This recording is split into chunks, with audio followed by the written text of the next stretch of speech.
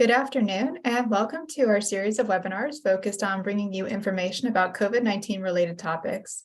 The information in these weekly webinars is geared toward long-term care and skilled nursing facilities, but we encourage everyone who's interested to attend. My name is Kathy Caudill. I'm a communications specialist with Quality Insights. Today's discussion is the second in a two-part series on sepsis. Last week, we discussed sepsis from an infection preventionist's perspective, and this week we'll be discussing sepsis from a medical perspective. Everyone has entered the meeting on mute, but we will have a discussion at the end of this webinar. If you have questions or comments, please submit them using either the chat or the Q&A tool in your Zoom menu. You can also raise your hand to request to be unmuted to ask your question out loud. We invite you to join us every Wednesday at 2 p.m. for more of our weekly webinars. Next week, we'll have a special guest speaker from Pennsylvania Project First Line, who will review the Project First Line website and resources. That webinar will be the same time and place next Wednesday at 2 p.m. And now I'd like to introduce our guest today, Dr. Jean Storm. Dr. Storm is Medical Director here at Quality Insights. She has a background in nursing home care, internal medicine, and healthcare leadership. Most recently, she served as Associate Medical Director for Optum United Healthcare. She has also served as Regional Medical Director for 38 long-term care facilities in West Virginia.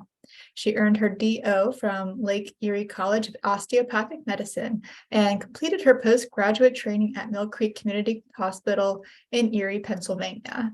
Dr. Storm, thank you for joining us again.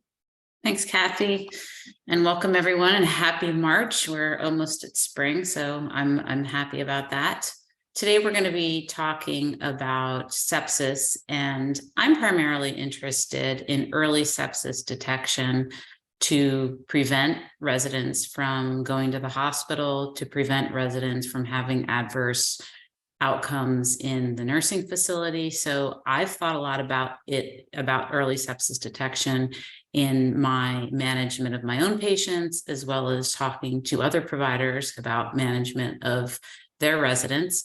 And the goal of care is always to treat in place. We know that when we send our residents to the hospital, they typically are exposed to other infections, MDROs, which I'm going to be talking about in 2 weeks, and they have other adverse effects from being in the hospital. So we want to prevent them from going to the hospital if at all possible. But we also want to make sure that when the resident is developing symptoms that are beyond our scope of care in the nursing home, they are sent to the hospital. But there are things that we can do early on in order to prevent them from having either adverse outcomes in the facility or being sent to the hospital. And I wanted to talk about those today. So I will say the biggest impact on my medical career in my life has been being raised by a registered nurse. I was also raised by a physician. My father is an internal medicine physician, but my mother is an RN, and that had the biggest impact on me in my life, and probably the reason why I specialized in nursing home care. I love this quote by Florence Nightingale. She's one of my favorite people in all of history. Wise and humane management of the patient is the best safeguard against infection. And I agree with this. There's so much that we can do to prevent infection in the nursing facility. And we just have to remember and be reminded to do all these things to prevent infection. So just a little review. What is sepsis? It was first described by Hippocrates, so it's very, very old. And it's derived from the Greek word sepsi, meaning to make rotten. It's one of the oldest syndromes known to medicine. It has been plaguing us for a very, very, very long time. It continues to be a major issue in healthcare, high mortality, large number of cases, and high cost. And that is just all patients. But for our nursing home residents, obviously they're going to have it's going to play a bigger impact in their care just because of age, because of chronic medical issues and so forth. So what is sepsis? The CDC defines sepsis as the body's extreme response to an infection. So basically sepsis is happening because there's an infection in the body, and the body it's the reaction of the body to sepsis. If you look at the inflammatory markers that increase with sepsis, I mean, it's pretty profound what happens in your body when you have a sepsis response to infection. The inflammatory markers go up dramatically. The infection that causes sepsis, it starts before a patient goes to the hospital 87% of the time. So we have an infection that starts prior to the whole sepsis reaction starting. So that is our window to do an intervention, get things started prior to the individual being in full-blown sepsis. Sepsis mortality is high still. 1 in 3 people who die in the hospital had sepsis during that hospitalization. So who is at risk? People over 65, which is a lot of our residents in our long-term care facilities, people who are chronically ill. Again, most of the residents in our long-term care facilities have chronic illness. Young children, people who are immunosuppressed. So these are patients who are taking chronic steroids for whatever reason. People who have previously had sepsis are more at risk to have increased episodes of sepsis. And people who had a recent severe illness or hospitalization, typically because these individuals are deconditioned, they might have medications that make them immunosuppressed, or they pick up infections while they're in the hospital. So sepsis in long-term care. Our nursing home residents are 7 times more likely to have severe sepsis. So when they get admitted to the hospital, they are at increased risk to have severe sepsis. And you can imagine the more severe the sepsis episode, the higher risk of mortality for the individual. They're more likely to be admitted to the intensive care unit. So our nursing home residents that do get admitted to the intensive care unit, it's going to take more time for them to get back to their baseline than they were prior to going to the hospital. They have longer lengths of stay. So we know the longer the length of stay, the decreased quality and quantity of life. And they have higher mortality rates, as we were saying. And obviously, our nursing home residents are more susceptible to nosocomial infections in the hospital, like C. diff, contracting MRSA. They also are at risk for delirium, which is a big, big problem. So we want to keep this in mind our challenges are many, because not only are we tasked with recognizing sepsis early, we're tasked with getting treatment started early so we can possibly prevent our residents from going to the hospital. And this is tough. I'll tell you, from someone who has been there and managed patients who are teetering on the verge of being admitted to the hospital, it is very, very challenging. You have to act quickly. So causes of sepsis, I was surprised by this, and this is from the PA Patient Safety Advisory 2016. This says that most of the sepsis causes this is hospital-acquired infections, was respiratory infections. You know, in our long-term care population, I might guess urinary tract infections, but all of these are playing a role.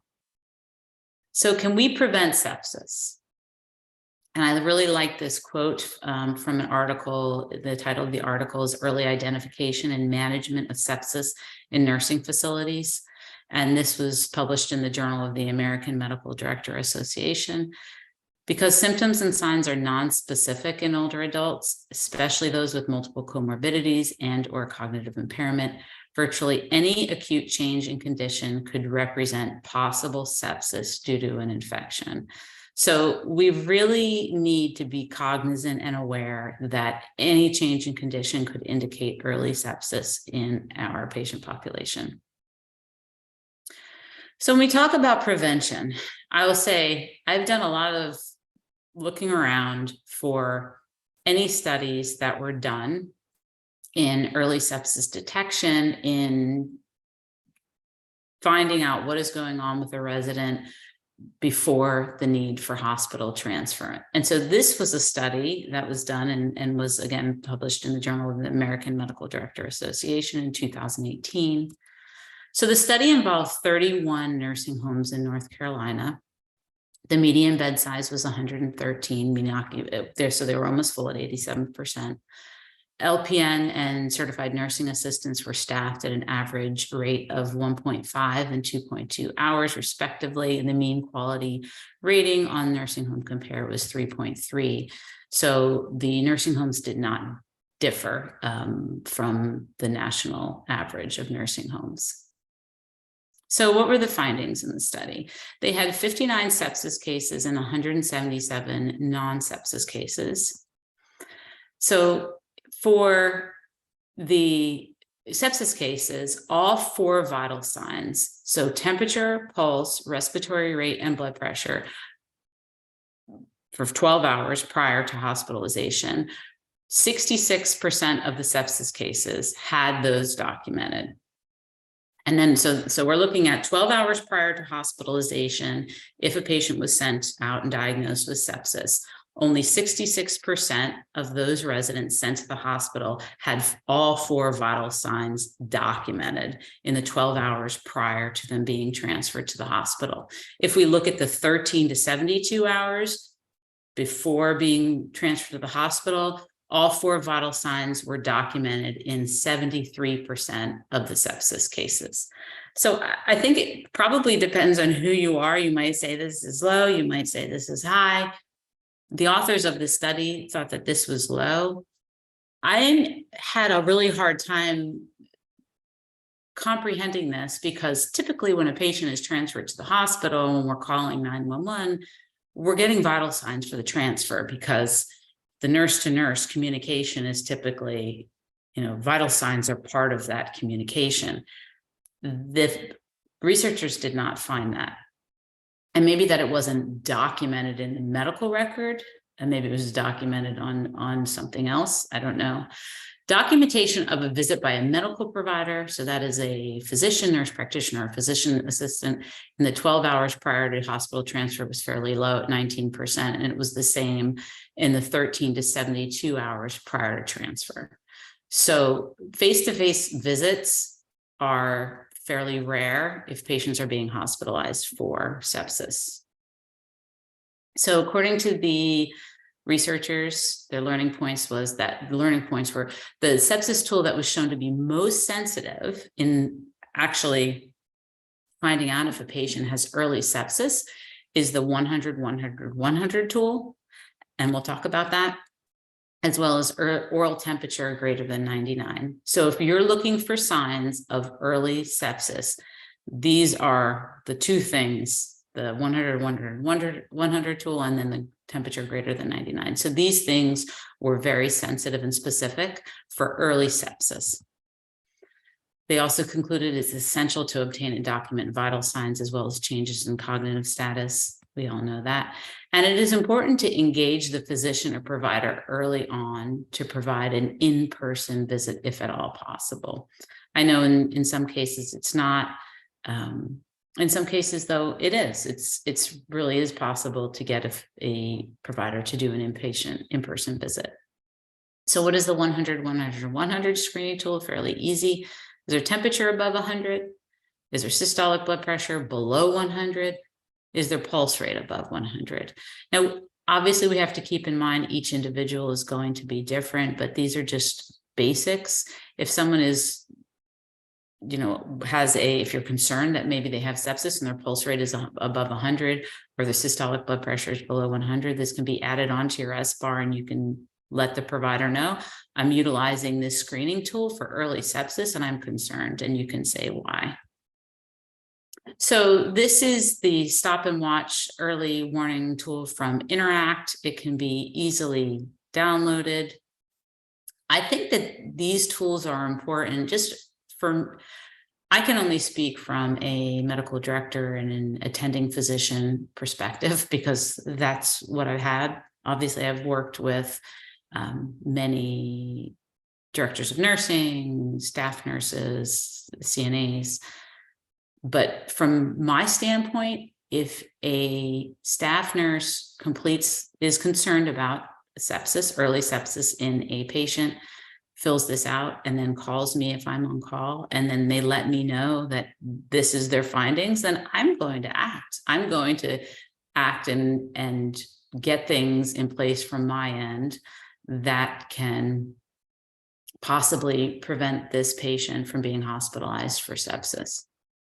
So this is a management wish list. So if I had anything in my power in the nursing home, this would be what I would want. Now, I know it is not 100% feasible, maybe not even 50% feasible. So, but this is the management. If you had your wish, 30 milliliters per kilogram of IV crystalloid fluid. So this is your lactated ringers, your normal saline, given within the first 3 hours. So we want it fast. We have suspected early sepsis. We want IV fluids running. We want a lot of it running. We want a lot of it running fast.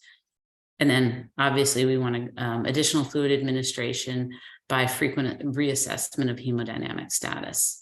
We want to make sure we are looking at the mean arterial pressure and serum lactate. Maybe not serum lactate, might be difficult to get. And then this tells you how to estimate mean arterial pressure. You double the diastolic blood pressure and add the sum of this to the systolic, and then divide by 3. So pretty easy to measure that. We obviously are not putting arterial lines in our patients in the nursing home. It would be great if we could get blood cultures, urine cultures prior to starting our antibiotics, though we want to get antibiotics started as soon as possible. And we want to preferably start those IV. And then, of course, we always want to talk about goals of care, prognosis with patients and families. We always want to talk about end-of-life planning, if appropriate, and implementing palliative care principles, if that's appropriate. Realistic list. So this is my realistic list. I think it's really important to educate and empower staff to know what they're looking for and respond early. Just to let staff know you're going to play a big role in this resident's life.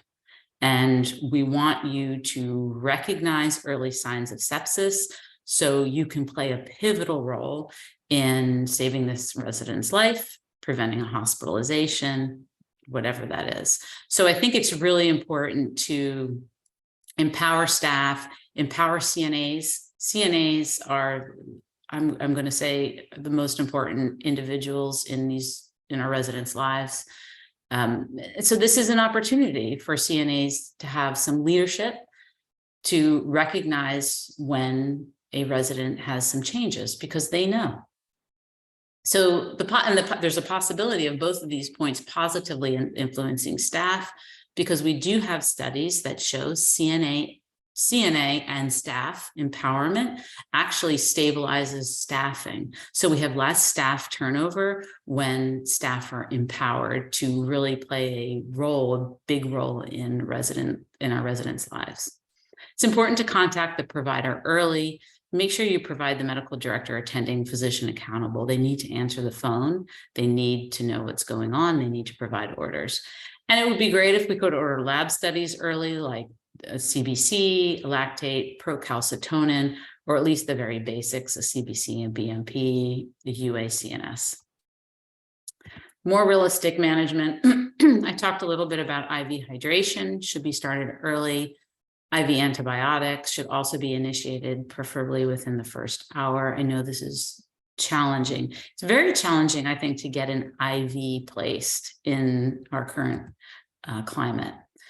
I think it's also important to discuss contingency plan with the provider. When you have the provider on the phone, so you're not having to wait, if something else happens, calling the provider back, perhaps them not answering, having them to wait. I think it's always good to have a contingency plan in place. So if this works, then what? What would you like done after that? If we can get an IV placed, how much fluid do you want us to run? How long do you want it to run? How long should we wait until calling you back? So, we're going to have a next step. So we don't necessarily have to keep, calling the provider and then perhaps having a delay. I really like the idea of contingency plans. So I think a lot about hypodermoclysis. I think it's something that is really easy, and it's something that's not done a lot in nursing facilities. It was done a lot in the past, but it seems to have come out of favor. It's subcutaneous infusion of IV fluid, really easy to place, like I said, and up to 3,000 milliliters per day, 1 milliliter per minute. And so you have 2 sites. It's basically just subcutaneous in the skin.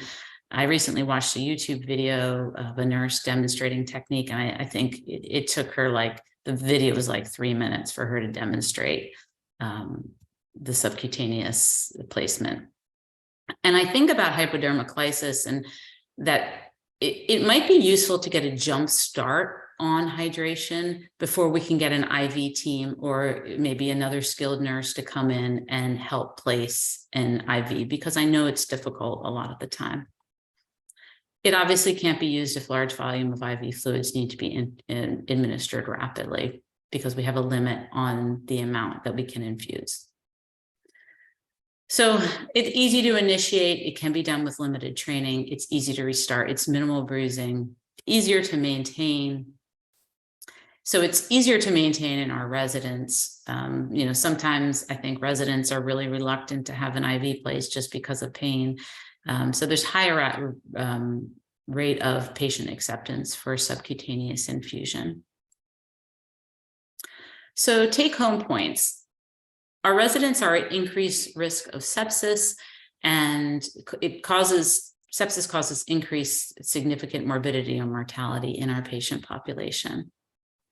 It can be prevented, but we have a very thin area of time in order to prevent it. So we have to be really cognizant of recognizing the signs and then having a plan in place to get things started early so we can treat the resident early.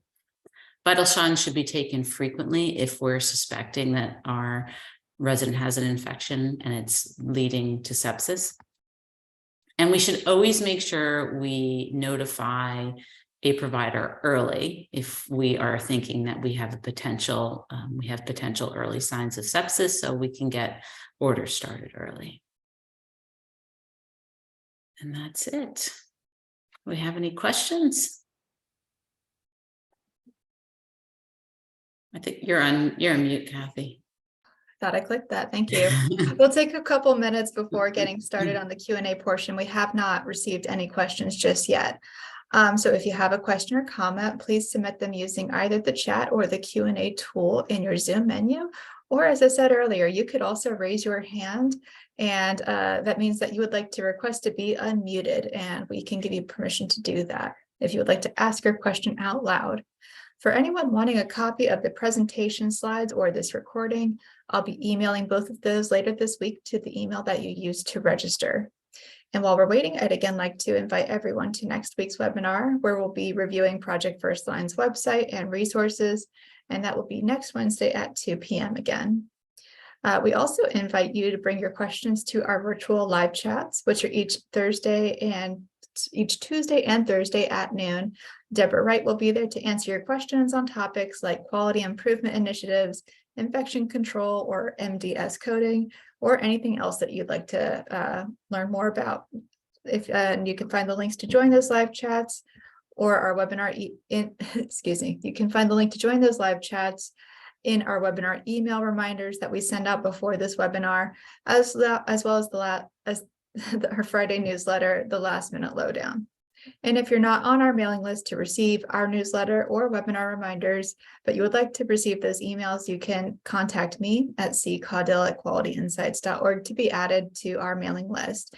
And I will drop my email in the chat shortly, along with Dr. Storm's email, in case you need to contact her about today's presentation. Let's see. Looks like we do have a question. It says, "Thank you for a very clear and succinct presentation. Is this something we may utilize for in-servicing?" Sure. I was hoping that maybe somebody on the call had a really good protocol for hypodermoclysis and could maybe share it, and if maybe they did some in-servicing for that. But Yeah, I mean, I think it would be appropriate. I think it's really something that's important to educate all staff in the nursing home. I mean, everyone, activities, housekeeping, everyone needs to be aware of, changes in status. All right, thank you for that question. And again, if you have a question, you can put it in the chat or the Q&A or raise your hand. Got a couple more minutes, so we'll just hang out here for another moment or two.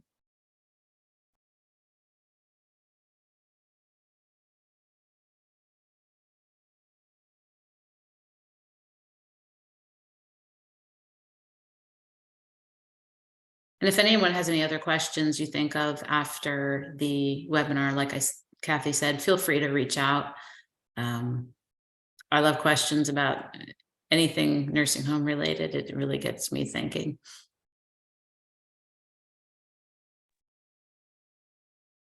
Okay, I think we can wrap up. It looks like that's it for questions for today. Before we sign off, I'd like to ask everyone here to please answer our short questionnaire following this webinar. It is anonymous and will show as a pop-up as soon as the webinar ends. And if you have a couple minutes to fill that out, we would appreciate it. And still no more questions. So I'd like to thank you all for joining us today. Dr. Storm, thank you for joining us again. And we hope to see you all back next week.